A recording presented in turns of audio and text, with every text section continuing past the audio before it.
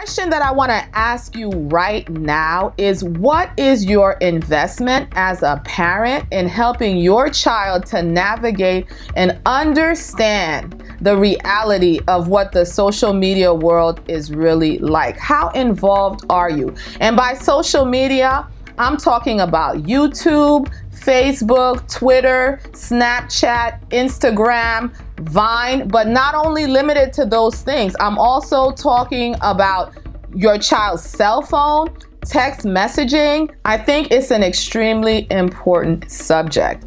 I know that as adults, a lot of people struggle with depression and frustration and feelings of rejection from how they're responding to their relationships on social media.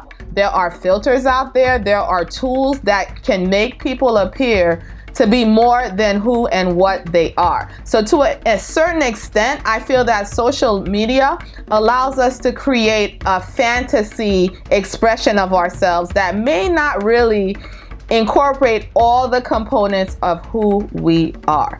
And so as parents, understanding that our children are growing in their maturity level, I feel like the first responsible step to parenting social media is to help children to understand what social media really is. So I think that more platforms are developing where the content that we put out is only temporary.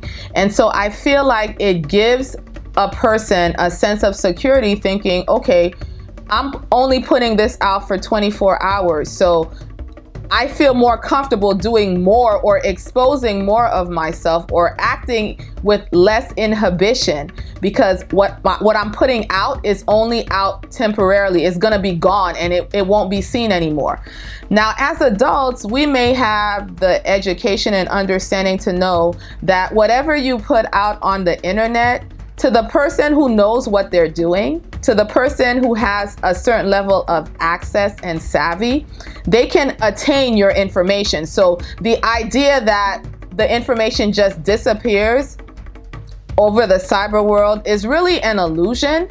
But do our children understand that? Clearly, this is a huge topic, and I'm not going to be able to get into everything in depth in this video. If you want me to make more videos about this and have specific questions and points you'd like us to raise in discussion, please leave them in the comments down below. But there are just two things that I want to leave you with to consider.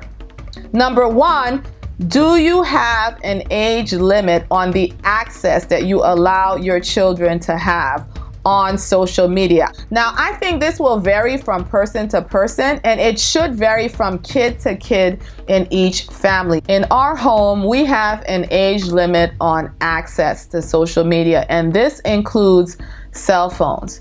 We homeschool, and so we don't feel it's necessary to give our children a cell phone in elementary school and in middle school. And yes, that has had an impact on them, because some of our homeschool friends have not made the same decision, and a lot of our friends are not homeschoolers.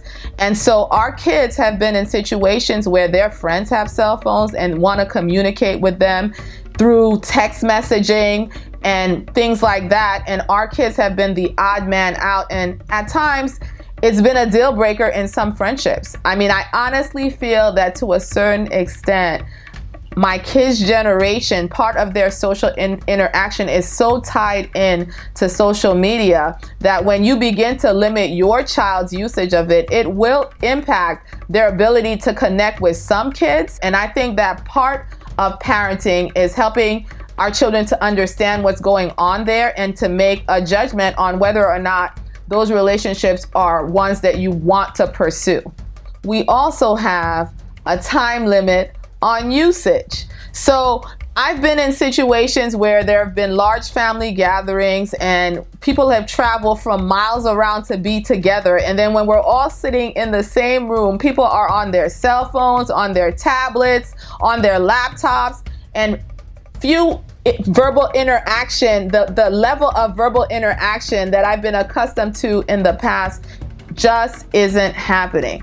And so I try to really work proactively in our home to get people to actually be physically interacting with people when we're in the same room. So we have a rule in my house. If it's dinner time, if we're watching a movie together, if we're playing a game together, or doing any kind of activity where we should be talking to each other, the cell phones are put away. We have a bedtime for the cell phone. When my kid goes to bed, their cell phone doesn't go to bed with them, because I know I have friends who have talked about how their children are sleep deprived because they're texting their friends into all hours of the night, and then the sleep deprivation ends up affecting other aspects of their daily functioning, which is completely unnecessary.